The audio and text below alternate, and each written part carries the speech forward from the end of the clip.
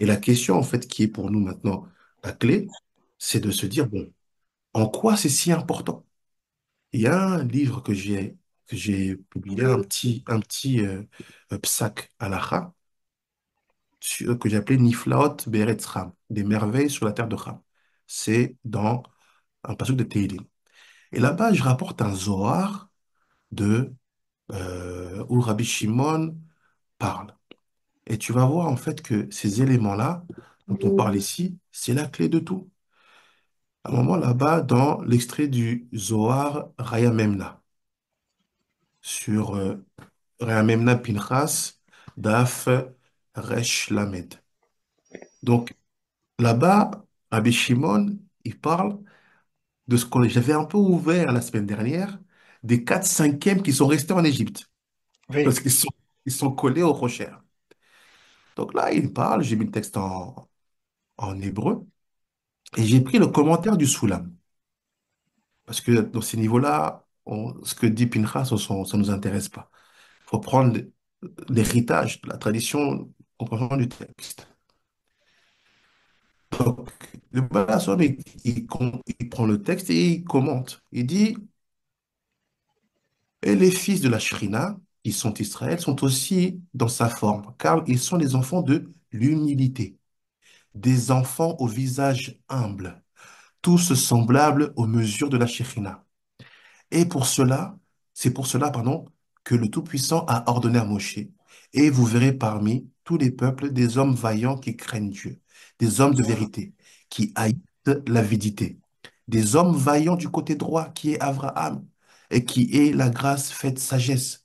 Parce que quand Za est en Gadlout, en agrandissement, alors Chagad, Chesed voie Tiferet, monte et deviennent Chabad, Chochma bin Hadad, comme il est bien connu qu'il y ait le témoignage de la Torah. À sa droite se trouve pour lui le feu de la religion, la crainte de Dieu et la part d'Yitzhak, ce qui est la rigueur, faite depuis Bina, l'intelligence, qui lui est liée à l'audition, qui lui, pardon, est liée à l'audition. Comme l'a dit Habakkuk le prophète, Dieu, j'ai entendu parler de toi, j'ai eu peur. Et ce passouk-là de Habakkuk, Rabbi Nechunia, il en parle peut-être 18 fois dans le Sefer Abaïr. Il revient constamment sur ce passouk, on y arrivera. Après, il dit, des hommes de vérité du côté de Yaakov, qui est Tiferet et devient le date, le milieu duquel il est, qui a mis dans leur nez l'odeur d'un parfum à Dieu. Maintenant, il comprend Dieu.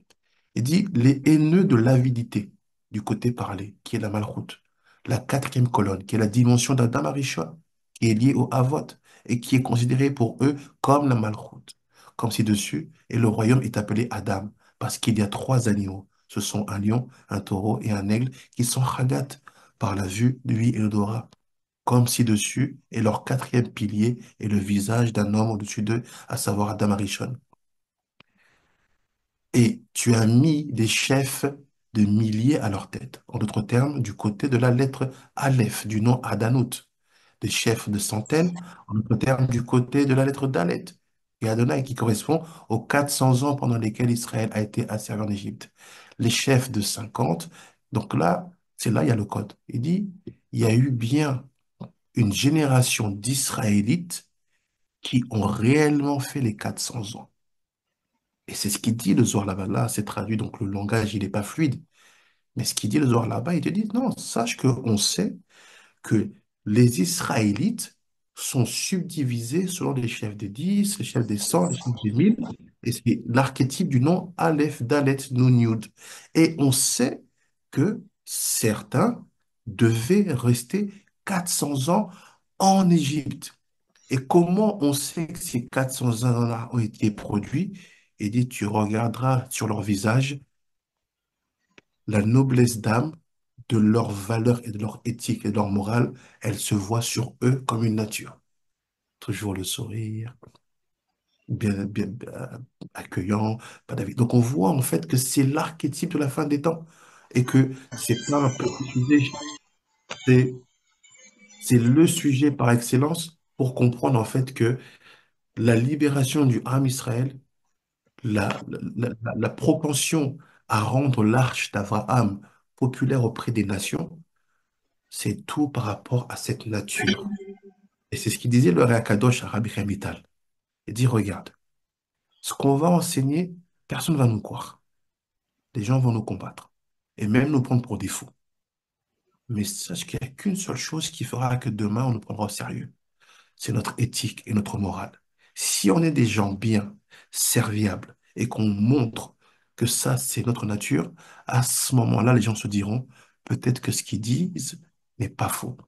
Donc, il est important de souligner cela, que c'est ça la clé même de ce qui permet d'accéder à cette partie du organose qui s'est enraciné dans la bina. Pour faire l'archétype un peu aller plus loin dans le secret, on a bien compris que ce organose n'était pas dans la bina. Ce sont ces extensions du organose qui sont, pardon, arrivées dans la bina. En fait, Abba, la sagesse, la chorma, c'est là-bas que se trouve le organose. Maintenant, Abba a eu une union avec Ima, Bina, et il a laissé un zéra dedans. Et ce zéra-là, cette semence-là, c'est ça qu'on appelle le rocher. Donc en fait, le rocher, c'est Ima qui a réussi à féconder ce que Abba a envoyé et que ça a donné vie à ces lumières-là. Donc, en fait, le Rocher, c'est pas Abba qui l'a créé. Le Rocher, c'est le travail de Ima qui a amélioré ce or de Abba reçu et qui en a fait une structure qu'on appelle Rocher. Donc, en fait, il est impossible d'avoir une intelligence construite pour ce niveau de Torah sans sagesse. Mais quel type de sagesse? Une sagesse qui s'habille d'intelligence, à savoir une sagesse qui a une volonté d'être transmise. Une sagesse, en fait, où on dit, OK, ça c'est pour les grands, mais regardons comment on peut habiller cela dans des halakhot, dans des réflexions, pour que dès le plus jeune âge, ils soient biberonnés et que quand ils grandiront, ils ne soient pas surpris de ce qu'ils vont trouver là-haut. C'est pourquoi on a une grande responsabilité aujourd'hui de repenser le système, de comprendre comment aujourd'hui, qu'est-ce qu'on veut faire du Ham Israël dans 20 ans, dans 50 ans. Qu'est-ce qu'on veut que nos enfants étudient à la yeshiva dès le plus jeune âge? Est-ce que c'est juste apprendre des Mishnayot de manière redondante, ou bien c'est comprendre la puissance de ce texte avec l'attitude qui vient avec? Une fois qu'on aura réussi à avoir une génération où le mot chutzpah ou l'attitude chutzpah ne sera plus la référence, on dira, ah, et c'est kavod, que le kavod, que la noblesse d'âme devienne, ah, ça c'est notre trait de caractère. À ce moment-là, on pourra être heureux que tout projet de connexion avec l'humanité par la Torah se fera, comme on dit, Bekali Kalout. Très, très simple. Ça sera tout seul. C'est l'une des clés. Et je te laisse réagir parce que, avant que je rajoute un élément. Oui, non, tu me donnes du travail là, hein. Tu vraiment je me donnes du travail parce que quand je vois le texte que tu as dit avant, il faut complètement décoder et les conclusions que tu donnes maintenant, qui sont les conclusions pratiques, et c'est intéressant de les revoir à travers justement les midotes des séphirotes, comme tu l'as dit tout à l'heure. Donc je vais avoir un petit peu un décodage à faire de ce texte tout à l'heure pour que ça soit en tout cas accessible pas au plus grand nombre, hein, parce que c'est pas possible, mais un petit groupe d'études, euh, c'est quand même. Alors moi, j'ai une question à te poser quand même avant. Quand tu parles de, je vais faire ce travail, hein, ça va me prendre un certain temps, mais je vais le faire parce que j'ai deux questions. Le livre donc le Soulam, je vois que tu as la traduction française. Ça existe en traduction française? Comment tu Voilà, fais? c'est moi qui l'ai traduite pour le bien pour le bien de mon livre. Mais Et je l'ai traduit. pas entièrement, entièrement Non, ou non, c'est non, non, non. J'ai juste traduit d'accord. les parties pour mon livre. Et c'est vraiment génial, vraiment génial. Maintenant, la notion des 400 ans. C'est vrai qu'on a l'habitude de dire qu'ils ne sont pas restés 400 ans, mais 210 ans, parce que avec Israël, etc. Mais bon, ok, on nous explique qu'on est sorti avant. Hmm, Maintenant, est-ce que ça voudrait dire que il y a d'autres personnes qui ont vécu vraiment 400 ans? Alors, il y a deux possibilités. Soit il y en a qui étaient avant, avec autour de Joseph, etc. Soit il y en a qui sont restés et qui sont sortis après. hmm. C'est-à-dire qu'ils ont pris toute sa sagesse. qui est aussi une sagesse obscure et très initiatique, ils ont pu, parce on a quitté l'Égypte comme un raté quelque part, parce qu'on n'a pas réussi effectivement à faire la- l'unification, parce que c'est ce que voulait faire Yosef, hein, Hmm. l'unification de cette sagesse égyptienne avec la sagesse des Hébreux, étant donné qu'on est tombé dans la Touma, donc les midotes qu'on n'a pas respectées, on a perdu cette noblesse d'âme, comme tu viens de le dire, à ce moment-là, vaut mieux sortir. Mais si je spécule, hein, tu me dis si c'est ce que tu envisages ou ce que tu vois, ça voudrait dire qu'il y aurait donc des bnei Israël, peut-être pas encore Israël, mais en tout cas des Hébreux qui seraient restés avec l'Égypte et qui auront donc pu profiter un petit peu de terminer le travail qui n'a pas été fait. Et cela serait resté 400 ans. Ça, Ouais. c'est une idée, hein. Et Oui, ça oui. peut nous expliquer aussi qu'on a des ouvrages comme le Kybalion, etc., qui sont très très très proches du lien entre la sagesse égyptienne et la sagesse des Hmm. Hébreux. Alors, Bien sûr. Non, non, dis-moi. c'est exactement ça. Parce que quand tu reprends la Haftara de Shoftim, d'ailleurs, je l'ai dans le livre et je pense que c'est bien de le partager pour que les gens aient matière à analyser et réfléchir. Euh, Quand tu prends la Haftara de Shoftim, parce que c'est là le point de départ en fait, parce que tu vas voir que tout se rejoint. Donc là, je repars un peu en arrière. Où je l'ai écrit, la Haftara, voilà. Je vais en Ok. profiter, hein, parce que tu m'as offert tout à l'heure un vase. Tu m'as dit, si tu veux un vase, eh ben, j'aimerais bien que tu me donnes celui-ci, là, que tu m'envoies, si tu Oui, veux bien. je vais te l'envoyer. Moi, Avec grand plaisir. j'aimerais bien étudier ça parce que si je veux retraduire pour les élèves, là, tu me donnes plein Que je retrouve ça. c'est vraiment un Kelly, quoi, hein. C'est incroyable, ça. Tu me montres un Hop, Kelly et tu me montres et tu me donnes, tu me vois tu as compris ce que je veux, quoi. bien sûr. C'est là, je vois juste où c'est écrit. Euh, Haftara. On va le faire de Sepharia et on va aller dans Shoftim. Tiens, j'en profite pendant que tu cherches que dans l'Arche d'Abraham, ce que je voulais faire, c'est une forme aussi de bibliothèque, de base de données Hmm, pour les personnes avancées qui puissent avoir aussi accès à des enseignements, soit c'est ok. vidéothèque et bibliothèque, des écrits et des choses comme Ah, ça. Donc, ça peut être aussi avec toute la pédagogie nécessaire pour les accompagner, quoi. mais c'est une bibliothèque en ligne ou... Alors, ça serait en ligne, oui, bien sûr, il faut quand même mettre en ligne, mais elle sera, il fera des clés, quoi, hein, donc, il faut un bibliothécaire spécial. Comme j'étais libraire, c'est vrai que Ah. j'étais un vrai libraire. J'étais un vrai libraire parce que j'arrivais à conseiller les gens des livres. Quand ils rentraient chez moi, je savais exactement ce qu'il leur fallait comme livre, quoi. C'est le genre de métier où tu dois être un physionomiste hors pair. Bah, c'est pas Ah, simplement la physionomie, c'est surtout la parole. La façon dont ils nous interrogent pour dire est-ce que vous avez ça. Et puis bon, et puis après on discute un petit peu, parce que moi je parlais beaucoup avec les personnes qui... J'étais pas un vendeur de livres, hein, j'étais vraiment un libraire, quoi. voilà. Dans la Haftara de la Parashat de Shoftim, on a un pasuk qui est dans les Yeshayahu 52, pasuk Dalet. Donc, je vais partager mon écran. Voilà. Donc, on va voir ça ensemble. Donc, sur la question des ceux qui seraient restés 400 ans ou bien ils sont venus avant.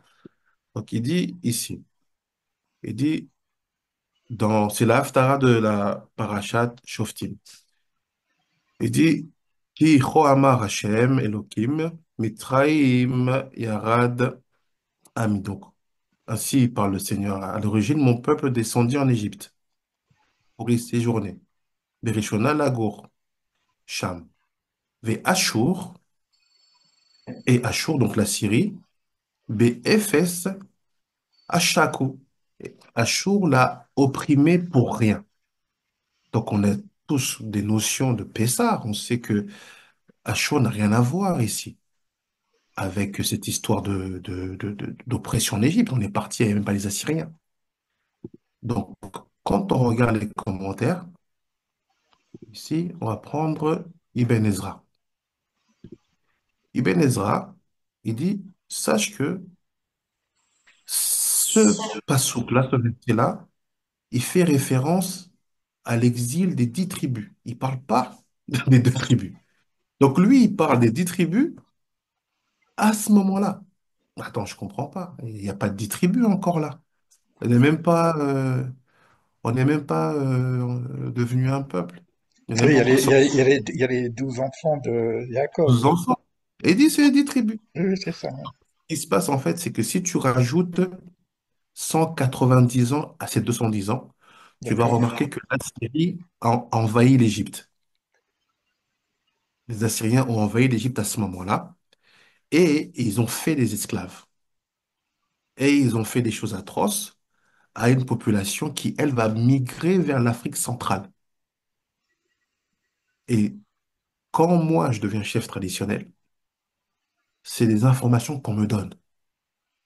Moi, je leur demande, mais comme tu dis, il y a des livres comme le Kybalion où les gens, on voit que c'est lié à l'Égypte. Mais avant même le Kybalion, je dis, mais c'est quoi ce que tu m'expliques là? Tu me dis que les informations que tu me donnes, ça vient depuis Yosef en Égypte. C'est-à-dire qu'aujourd'hui, il y a des chefs traditionnels en Afrique qui sont formés de bouche à oreille selon une connaissance mystique, ésotérique, de ce que Yosef avait enseigné dans ses écoles en Égypte. Donc je m'assois, je reste silencieux, j'écoute. Et il dit, oui, non, c'est connu que Yosef avait une école. C'est dans cette école que le pharaon de son temps était parti apprendre. Je fais, comment vous savez ça? Bouche à oreille.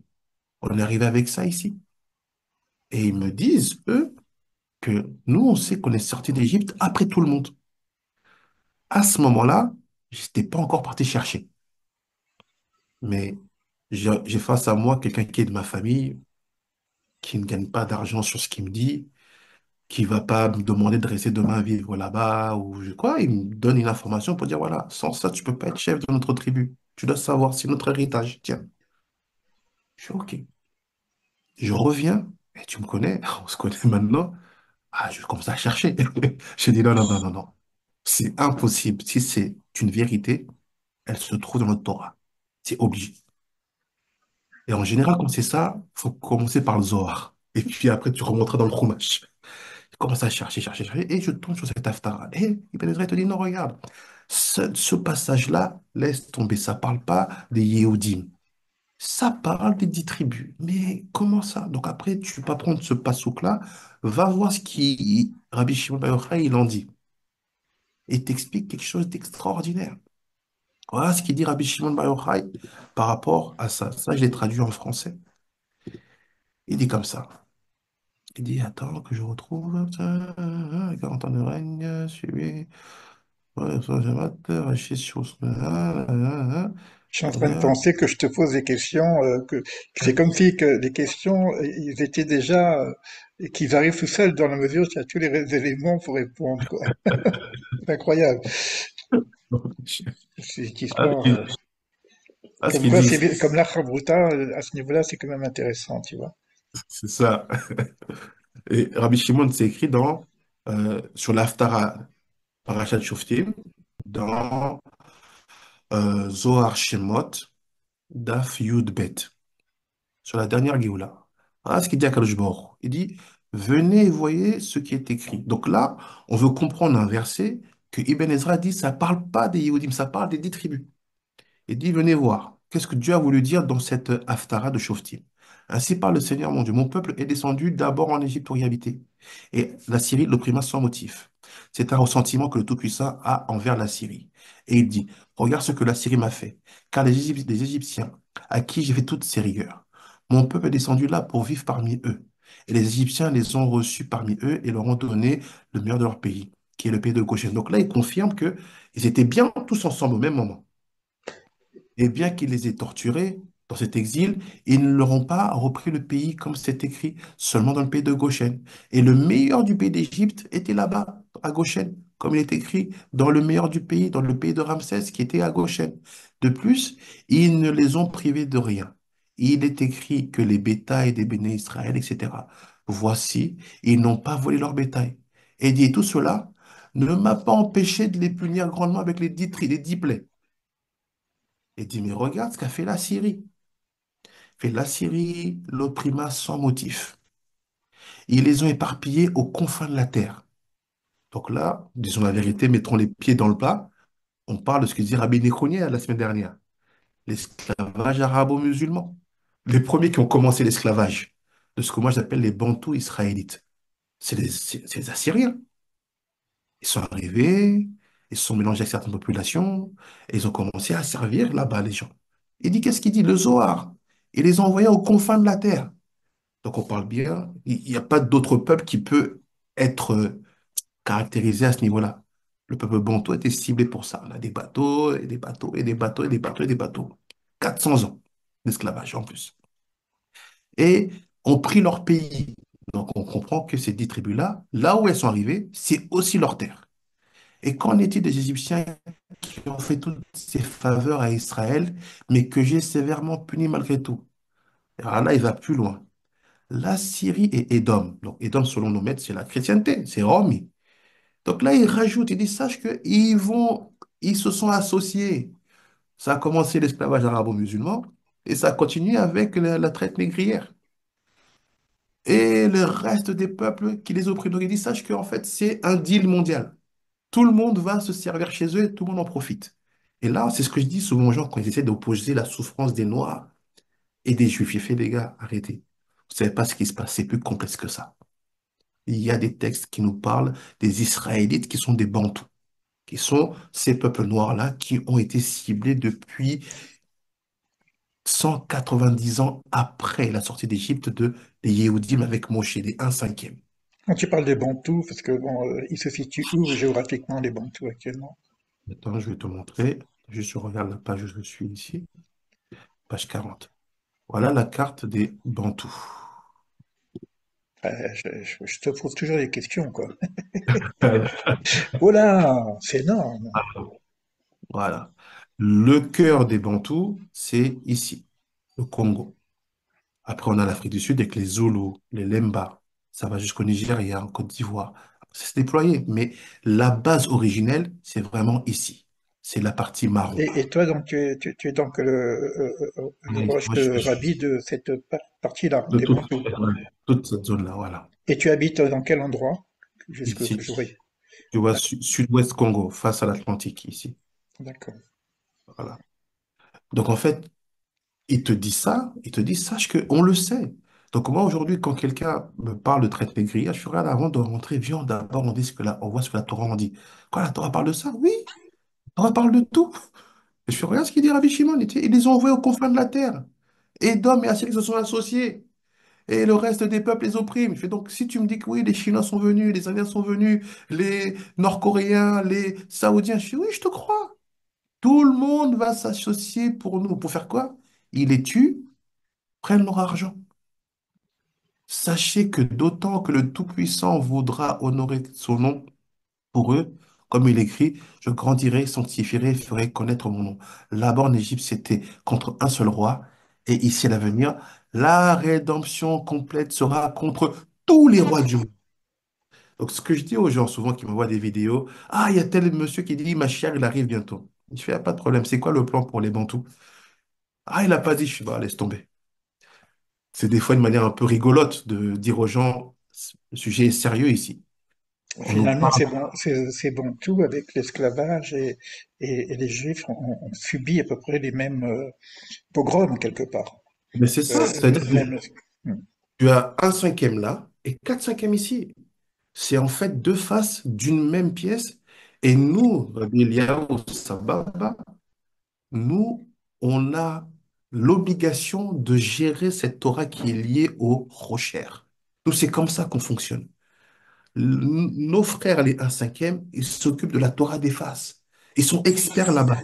Ils ont structuré et tout. Mais la Torah des arrières là-bas, là, qui est complexe. Comme tu dis, la barrière, elle est fine. Il faut être costaud. C'est pour ça que les rabbins, souvent, qui ont des cours sur Internet, ne comprennent pas comment les Africains, ils sont férus de mystique, ils veulent absolument tout de suite, premier cours, ouais, parle-moi, c'est qui a créé l'ordre? C'est parce que ces Africains-là, nous, dans la tradition, dans l'héritage que moi j'ai reçu, on te dit, sache que le mot bantou a été imposé par celui qui leur a fait tout ce mal-là. Les bantous, à la fait, c'est ce qu'on appelle les Congo, avec un K. Donc, les peuples Congo, Abeliaou, moi, je sais aujourd'hui que c'est les 4 cinquièmes. Mais je peux pas le dire partout. Mais je dois le prouver. Quand je retrouve du Kta-Vivri au sud-ouest Congo, c'est un élément complémentaire. Quand je regarde que il y a un peuple qui s'appelle le peuple Congo, qui a été la cible de toutes les oppressions du monde pendant presque 900 ans, 800 ans. Depuis 1440 1480 jusqu'à maintenant, ça n'arrête pas. Il y a encore des esclaves noirs en Libye. Et tout ça, c'est des Bantous. Donc, pour te donner une idée, c'est les Congolais, les Camerounais, les Gabonais, les Centrafricains, les Ivoiriens, une partie des Sénégalais. On n'est pas lié à la lisière de l'Afrique et Mauritanie, tout ça, ça c'est une autre type d'Africain. On n'est pas lié à la corne de l'Afrique qui est encore autre chose, comme la Tanzanie, la Somalie, l'Éthiopie. Donc là, il y avait une histoire qui était là. Et quand maintenant je regarde la tradition de ces peuples-là qui jusqu'aujourd'hui savent de quelle tribu elles viennent, je découvre en fait le Bahir. Et si j'avais pas Rabbi Nechounia, Abéléou, j'aurais pu tourner. Je dis, mais comment lui me parle de l'héritage de Joseph en Égypte? Et si en étudiant le Bahir, Sefer HaPedia, tu dis, ah non, non, non, il y a une racine, il y a quelque chose là. Et grâce à Ibn Ezra, on dit, ah ouais, heureusement qu'il nous montre quelque chose d'évident en disant, non, sache que ces 4 cinquièmes là ne sont pas oubliés. Grâce à Rabbi Shmuel Bar Yochai, il dira, ah non, on sait qu'il y en a qui ont fait 400 ans. Ils sont réellement restés 400 ans. Et ce sont nos frères. Comment tu les reconnais? Ils ont toujours la banane. C'est ça qui est. On nous décide comme ça, toujours la banane. Ils sourient tout le temps. On nous prend pour des bêtes. Oui, oui, là tu nous ramènes à un autre registre, et par exemple, c'est d'ailleurs le registre de Manitou aussi, dans les Toladot, tout ça, c'est l'historiosophie, quoi, c'est comprendre l'histoire à travers nos textes sacrés, et Mm. l'histoire, donc pas simplement du peuple d'Israël, mais l'histoire du monde, et notamment l'histoire des tribus, parce que quand on parle du retour pas simplement des Juifs actuels, mais on parle du retour de toute façon de l'ensemble des 10 tribus. Alors sur ça, moi Mm. j'ai quand même, bon, parce que j'étais très très très inté par ça, si j'avais continué mes colloques, je pense que j'aurais fait un colloque autour des 10 tribus, et Mm. un voyage aussi en Israël pour voir quels sont euh, parce qu'il y a des Noirs, mais il y a aussi d'autres ethnies qui sont venues en Israël. On parle beaucoup du Mm. retour des tribus. Bon, c'est un registre totalement à part. Mais Ouais, ouais. dans un ouvrage que j'ai sur j'ai pas rencontré le rabbin malheureusement, mais j'étais avec, je sais plus son nom, quelqu'un qui était responsable, directeur du temple, qui a Rosenfeld. exactement, que j'ai invité plusieurs fois et qui lui allait régulièrement en Afrique d'ailleurs, euh, et qui était un peu spécialisé dans les tribus d'Israël. Donc on a des ouvrages là-dessus, mais on parle également, c'est pour ça qu'après il doit y avoir des migrations, parce que les Noirs, ils sont partis aussi en Amérique, il Oui, y a il est aussi là. alors il y a aussi ce que j'appellerais les Indiens, pas les hindous d'Inde, il y a aussi, c'est des hindous d'Inde, mais il y a aussi des traces des tribus chez les Apaches, tu vois, donc chez les Indiens, les vrais Indiens, quoi, donc la race rouge. Et il y a des traces chez les hindous, la race jaune. Donc on a aussi Mm. des traces dans les autres, ce qu'on appelle race, quoi, hein, au niveau de la peau. Euh, Comment expliquer justement ces migrations des tribus qui peuvent aller soit en Amérique, je parle pas des Noirs, hein, on connaît l'histoire des Noirs, mais je parle des Indiens qui vivaient donc aujourd'hui et bon, il y a une aujourd'hui beaucoup de gens cherchent un petit peu la sagesse de ces octodrome, de ces anciens, quoi, hein. C'est vrai qu'il y a une grande sagesse là-dessus aussi. Donc, et puis chez les hindous aussi, comment ça, tu as des éléments par rapport à ça? Oui, oui, on a des éléments. En fait, il faut savoir que jusqu'à avant la période de Hanouka et la fameuse guerre qui va éclater avec les Grecs et tout, en fait, le judaïsme était très, très prosélyte. Très. C'est-à-dire que l'objectif des Tanaïm, c'était la vérité doit être apportée, annoncée. Et contrairement à ce qu'on peut penser, Donc il y plus avait... facilement que ce qu'il y a aujourd'hui. Oui, Au niveau des conversions, c'était pas aussi ah, ça compliqué n'a rien à qu'aujourd'hui. voir. Rien à voir. C'est-à-dire que même c'est ce qui a gêné les Grecs. Je veux dire, ouais, vous convertissez à tout va. Et d'ailleurs, le problème avec les Édomites, c'est que c'est une population qui avait été convertie de force et qui n'a pas aimé, en fait. Ils ont gardé ça là, en train de la gorge. Donc, c'était une question le changement historique de faire du judaïsme une religion non prosélyte, c'est suite aux réminiscences, aux conséquences de la guerre de Hanouka, parce que ça fait une guerre civile même en interne où en fait il y avait deux pensées. Mais avant ça, on a une Torah qui a toujours assumé sa posture et sa position d'apporter le Hémet. Donc maintenant, dans ces interactions-là, il faut pas penser qu'on était dans un monde archaïque. À cette époque-là, le judaïsme avait accès à, comme on appelle, l'économie monde. Ils voyageaient, il y avait des bateaux, il y avait des échanges commerciaux. Et c'était dans ce cadre-là que, par exemple, sur l'Amérique du Sud, il y a des familles qui se sont installées là-bas, des Yehoudim, et qui ont fondé des familles et qui ont converti les tribus avec lesquelles ils étaient. Pareil pour l'Amérique du Nord. Donc, les deux éléments que moi j'ai reçus sur l'Amérique du Nord et l'Amérique du Sud, c'est des Yehoudim qui sont arrivés, ça, c'est des Indiens qui me disent, hein, et des Colombiens, tout ça. Ils sont arrivés, ils se sont mariés et ils ont tout de suite mis la halakha comme référence. Donc, au fin fond de l'Amazonie, tu as des personnes qui gardent Shabbat parce qu'il y avait leur ancêtre qui était un juif qui leur dit, voilà, on fait comme ça. Et eux, ils le disent, ils ne sont pas en train de dire on est d'une ascendance hébraïque. Ils disent, non, on avait un autre ancêtre qui était un hébreu et qui lui a imposé ça dans la famille. Donc, il y a beaucoup d'éléments. Je pense qu'il faut s'intéresser à ça parce que c'est toute la Torah du Rocher. Comment maintenant on récupère ces savoirs-là et on fait un filtre et on trie pour savoir ce qui était de l'authentique et qu'est-ce qui a été rajouté avec, on va dire, les idolâtries, tout ça. Il faut un rabbin Néchonia et il faut comprendre dans ces tribus-là le rapport qu'ils ont aux ténèbres. En général, dès que tu leur demandes ça, tu vas comprendre si tu as affaire à des Bnei Israël ou si tu as affaire à autre chose. Tu verras toujours que le rapport aux ténèbres, il va être... Au début, ils n'osent pas te dire.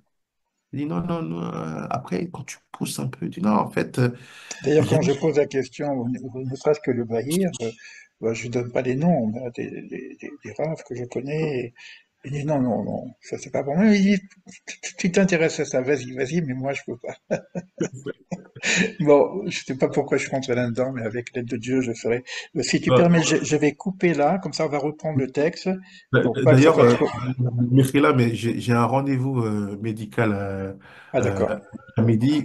Donc, je pars d'ici 10 minutes. J'ai oublié, j'ai mon épouse qui m'a fait signe là, d'accord. maintenant.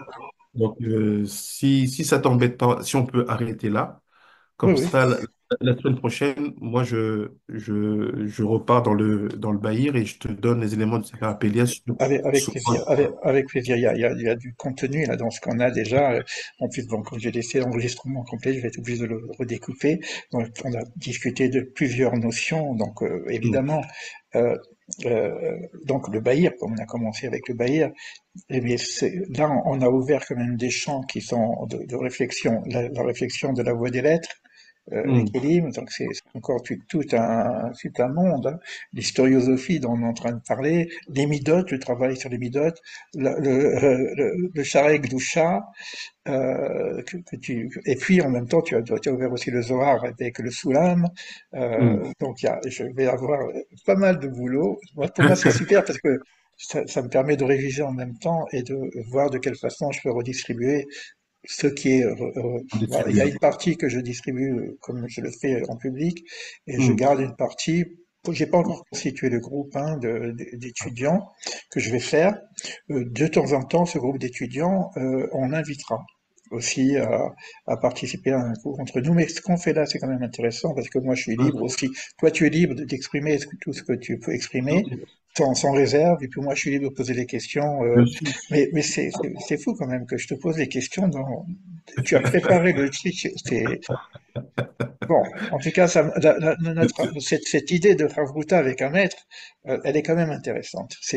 Ouais, elle est parfaite. C'est exceptionnel. Moi, je trouve que c'est une autre façon d'étudier, parce qu'en général, le maître, il donne son cours et puis l'élève écoute. Et il bouge Mm. pas jusqu'à la fin. Peut-être il pose des questions, mais moi, je te couvre de temps en temps. Bon, mais Et tu sais, les coupures sont quand même, il y a du sens, quoi. il y a un peu cette question qui existe dans la Torah sur cette génération de ceux qu'on appelait les Zugot, Oui, comme Shmaya, Avtalion, Hillel et Shammai. Et en fait, le Hari, il dit, quand on les appelle les Zugot, c'est parce qu'ils ont la même shoresh d'âme. Donc, quand tu as le Havruta qui fonctionne bien, et qu'en fait, les gens se regardent face à face comme deux amis, sache qu'en fait, il y a une racine d'âme commune qui est en train de s'exprimer. Donc, c'est pour ça que ton élan et ton enthousiasme est identique au mien, quoi.